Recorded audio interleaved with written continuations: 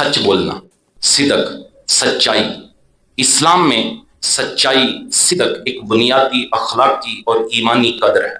جو نہ صرف فرد کی نجات کا ذریعہ ہے بلکہ پورے معاشرے کی اصلاح اور استحکام کی بنیاد ہے۔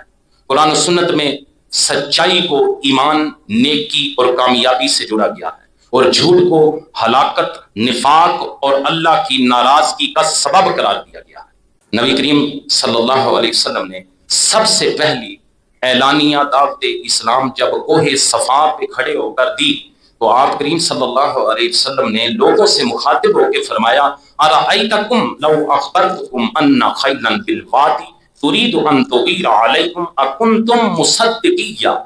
حضور اپنی ساری زندگی کی کتاب ان کے سامنے رکھ رہے ہیں۔ حضور نے ان سے یہ سوال کیا، یہ بتاؤ اگر میں تم کو یہ خبر دوں کہ گھڑ سواروں کا ایک لشکر تم پر حملہ کرنے والا ہے تو کیا تم میری اس بات کی تصدیق کرو گے؟ کتب احادیث اور سیرت کے اندر لکھا ہے کہ سب نے کہا تھا نعم ما جربنا علیک الا صدقا، ہاں ہم آپ کے متعلق صدق کے سوا کسی چیز کا تجربہ نہیں رکھتے، یعنی ہم نے آج تک آپ کو جھوٹ بولتے نہیں دیکھا۔ بخاری شریف 4770،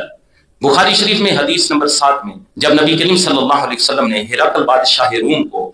تبلیغی خط لکھا تو اس وقت حضرت ابو سفیان رضی اللہ تعالیٰ عنہ نے اسلام قبول نہیں کیا تھا۔ انہیں دربار میں بلا کر بادشاہ نے 10 سوال کیے، جن میں ایک سوال یہ تھا حال کنتم تتہمونہ بالکذب قبل ان یقول ما قال،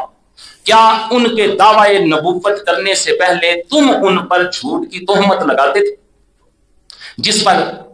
حضرت ابو سفیان رضی اللہ تعالیٰ عنہ جو اس وقت غیر مسلم تھے انہوں نے کہا لا، نہیں، یعنی ایک غیر مسلم بادشاہ کے سامنے حضور کریم صلی اللہ علیہ وسلم کی غیر موجودگی میں ایک غیر مسلم نے اس بات کا اقرار کیا ہے کہ ہم نے کبھی ان پر جھوٹ کی تہمت نہیں لگائی۔